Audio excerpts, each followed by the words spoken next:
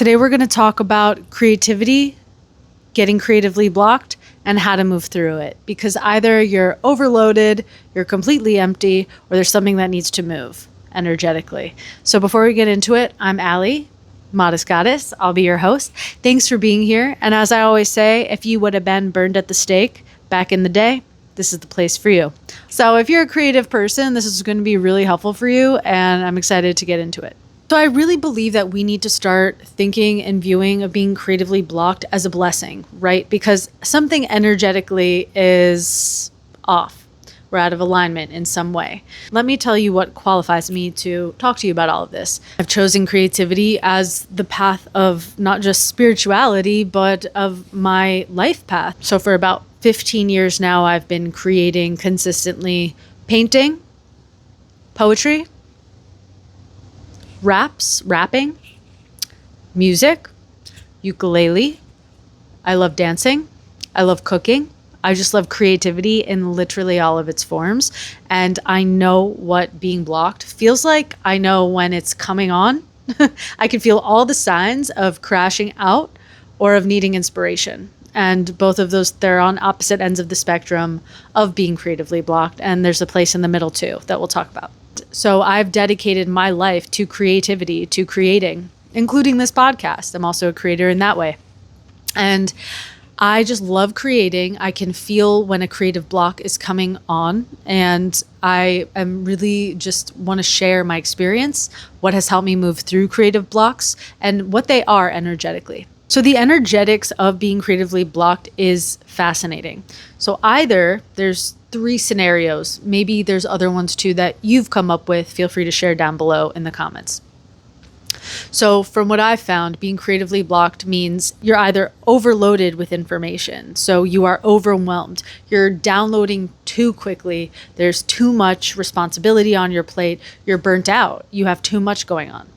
Then there's the opposite end of the spectrum, which is you are uninspired. You are apathetic. You're just uninspired.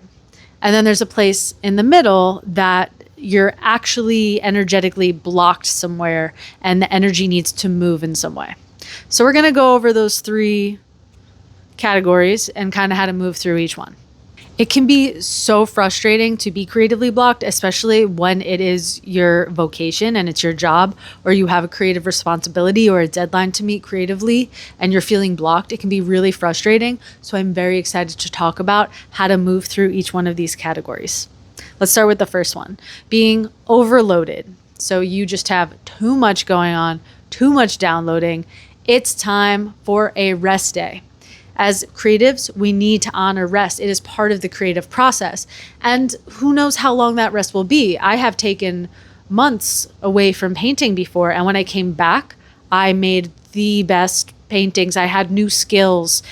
Things happen in these rest times that are really beyond our comprehension. And we need to honor the rest. It might just be one day. Maybe you just need to Netflix and chill and eat ice cream in bed for a day and just let go of expectation. So another way to move through this, if you're overwhelmed, is to just start with one thing. So look at your space. Is it messy? Can you clean it? Do you have the energy to clean it? If not, take that rest. But if you do have energy and you want to move through this overload, it's helpful to create a clean space, especially where you're creating. So you can clean and organize. And then another piece of advice is just to do one thing. If you're a painter, prep a canvas, for example. Just lay down one lick on the guitar. Just give yourself a small goal. And then sometimes it will clear on its own, right? So just do one practical thing that doesn't require too much creativity.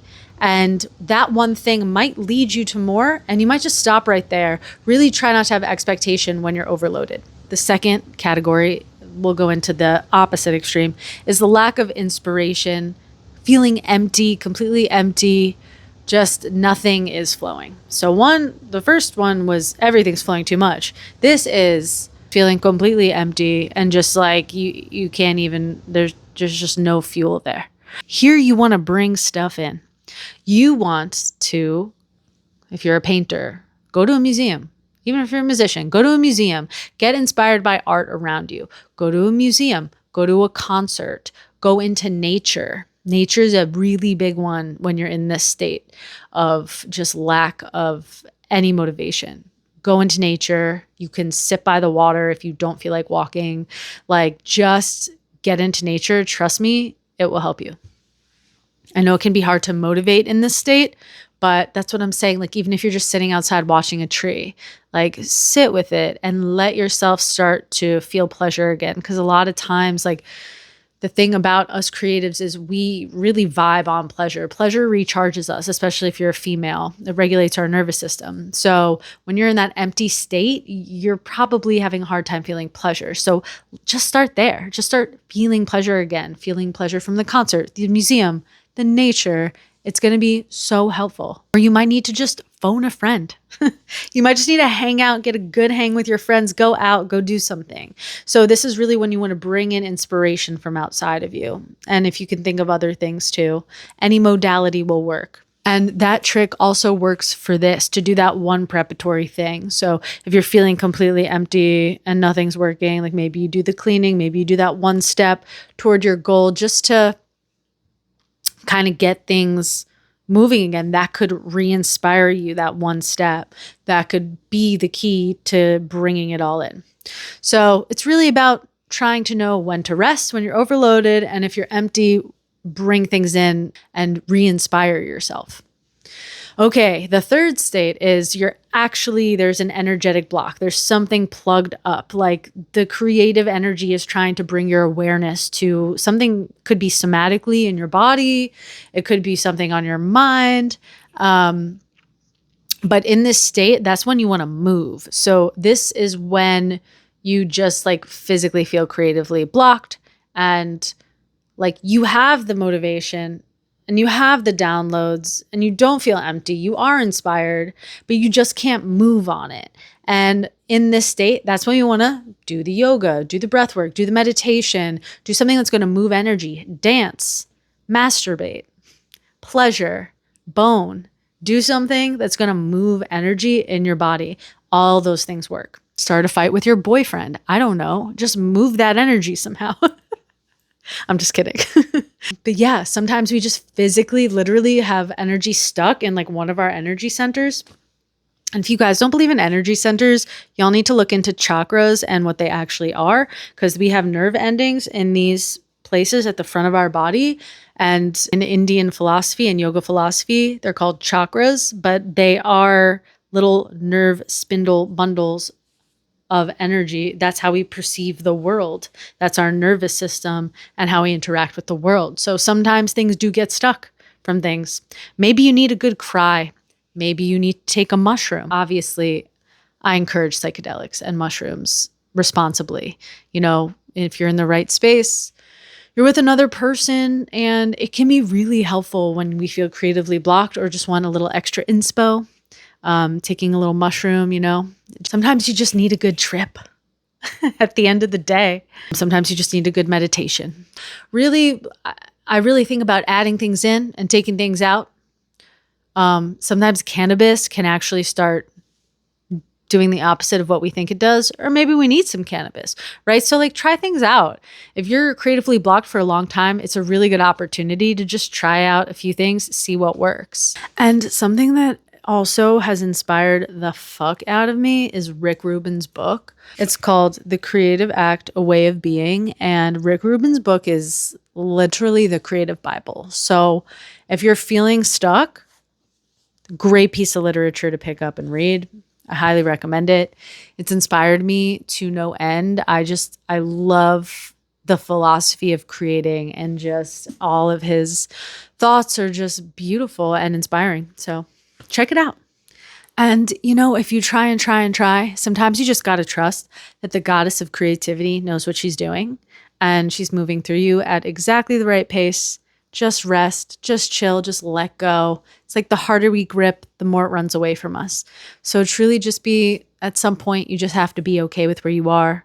In this capitalist society, it can be hard to Just give ourselves the permission to rest when we need to. And make sure you're in a safe space to create. Sometimes I know for a really long time, like I felt blocked a lot. And it's just because I didn't feel creatively safe where I was. So look around and make sure you're in a creatively safe space. If you're a creative person, you might need to adjust some things in your life. And I know when I did, I just started bursting out of the seams with creativity and downloads. So I hope this helps. Feel free to comment below with anything that's helped you.